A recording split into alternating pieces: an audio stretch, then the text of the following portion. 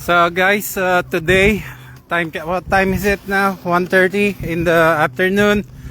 We've been sent home early because of this inclement weather. So hi guys, I have with my son Casey. So as you can see, it's snowing so hard. So it will snow until tomorrow, Thursday, until at the afternoon, I think. The snow will reach up like 12 inches. So this is how it is here. It's dangerous to drive when it's snowy. Roads are slippery. So see, every like the company near us, SRP, they're all going home now. So me and my son right there is walking, going to our parking lot. So there you have it, guys. Let's go to the parking lot then. It's so cold. So temperatures at 29 degrees Fahrenheit.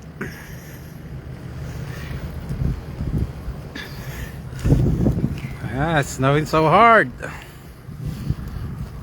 So probably this evening or afternoon, streets will be covered up with snow. So it just started right now. Heavy snow.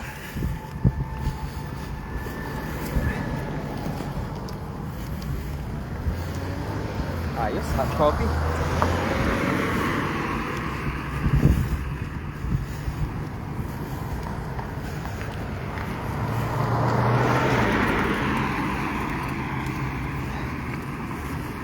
Para saan po to?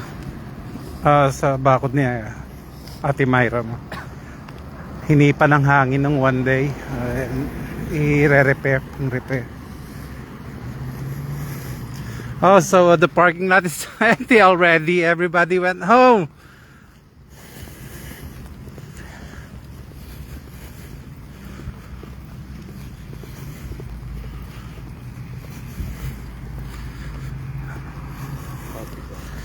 And there's already a lot of snow already on the grass.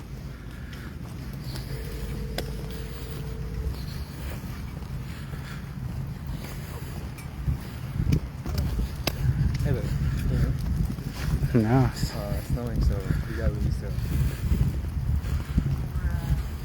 Yeah. My face is look at me, guys. Oh man.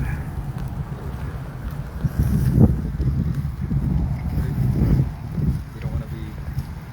You done with that? There's my car. Our parking lot is too far away from the building. It's like a 4-minute walk. So guys, we're already here. I'll give you an update later. So bye for now.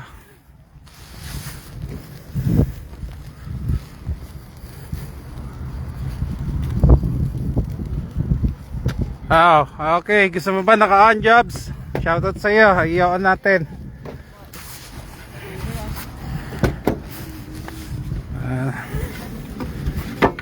Maaga kami pinauwi sa work at inclement weather. Puro yelo na tayo.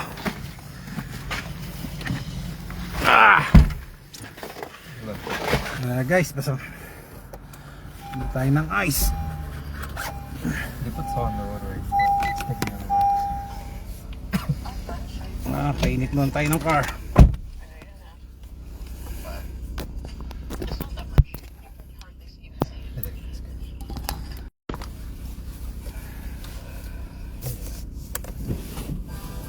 Look, I still got snow.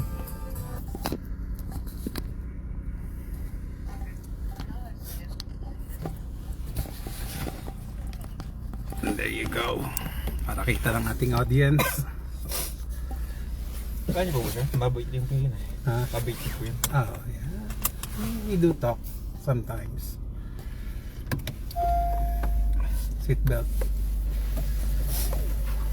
Pag wala pa ako sa gerilya, binibigyan ako.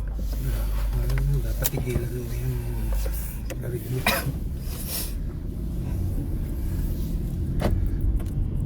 Ayan, so mamayang gabi guys, I'll give you an update. Magro-road trip tayo sa snow-covered street. So for now, hatid ko muna sa bahay itong anak ko. I'll cook sopas probably, or probably later this evening. May pupuntahan pa kasi ako guys. Ayan, lakas ng snow. So it doesn't always snow here in Virginia, not like New York and Canada. So pag nagkaroon ng snow rito, talagang nagkakaroon ng panic ang tao.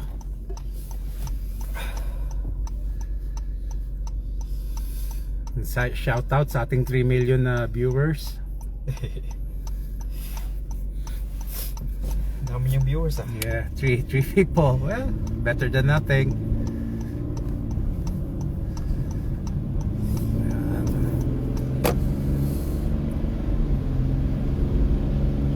So this is the second snow we have this year.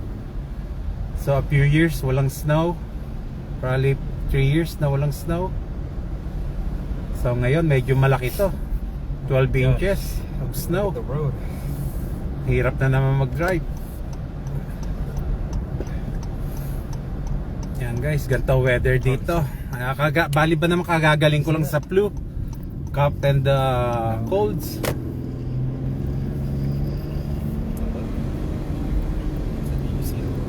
Lamig ang engine. Shout out sa ating viewers, Miss Bernadette Dizon. Shout out sa iyo. Panigurado wala kayong pasok mamayang gabi. Kapal na kagad ng snow oh. Actually, it's sticking since there's no salt. It's probably fine myself so I'm fine.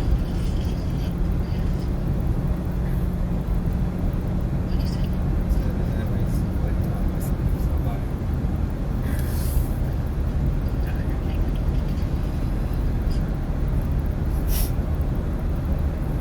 Dumidikit na kagad dito. Yeah, kapal na kaagad. Puti na ang street. Malakas ang buhos ngayon. So guys, I've been here for 15 years. This will be the second biggest snow we have. Like 5 years ago, we had the 15 inches of snow. That's the biggest I've seen for 15 years. And now this will be the second one. The prediction is 12 inches of snow.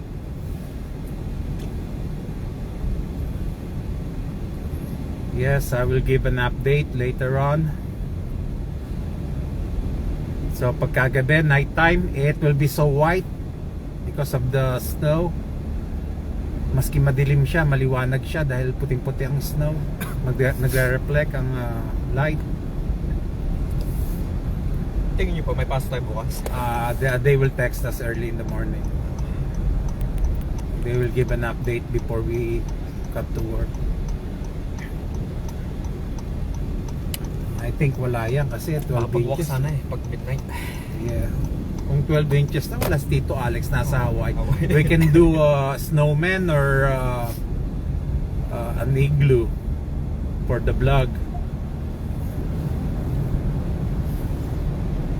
Wala raw pasok bukas, sabi ng Tita Bernadette mo. Hopefully makapahinga naman. Si Lola, sino mo mag-pick up sa kanya? Hanggang 3:30 pa raw sila, baka Tito Ronnie muna. Okay, kung magpapasundo sa akin, I'll pick her up. So guys, kasi pag snow time, slippery, nakakatakot na mag-drive. Madulas na kalsada. Pero kung ganito pa lang, okay pa lang. Hilig ko pa naman mag-drive sa snow. Kaso nakakaawa kotse. Pagka gato guys, snow time, sinasabugan ng salt ang kalsada. Salt para matunaw ang ice. Syempre, pupunta sa under chassis ng car. Mabilis kalawangin. Magiging rusty ang car.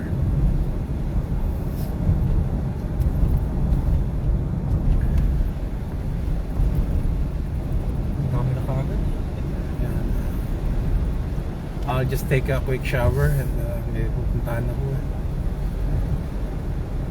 Oh yes guys, maski malamig, maliligo ako.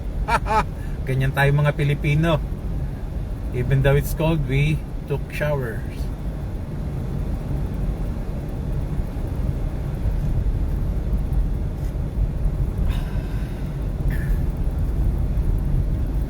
Wow, thank you sa aking 3 viewers na hindi bumitaw. Thank you for watching guys. Hindi pa ako magpapaalam, not yet home.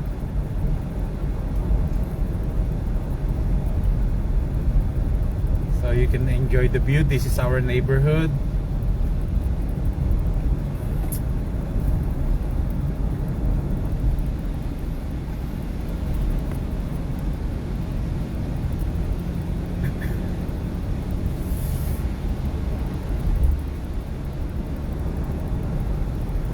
Puno na kagad ng ice ang mga damo, yung mga grass.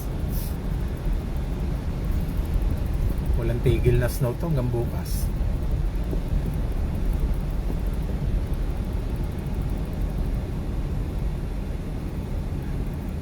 Thank you my friend Edin Manuel for watching.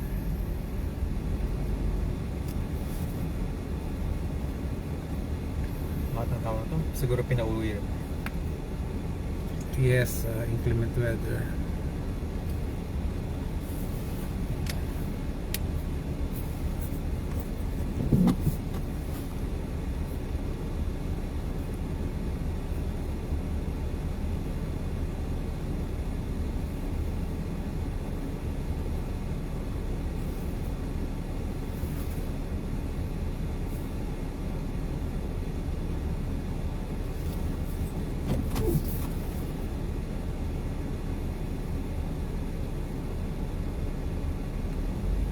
Yeah, let's go sledding. I'll pick you up.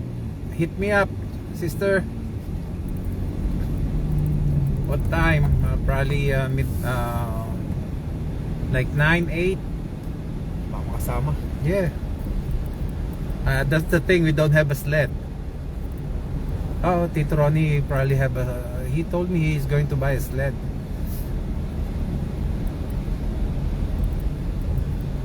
Siguro nakauwi na.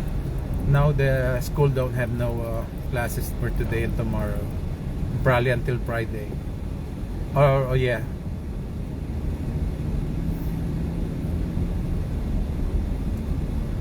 Alam ko baka kailangan pick up and check. No, they don't have no school today.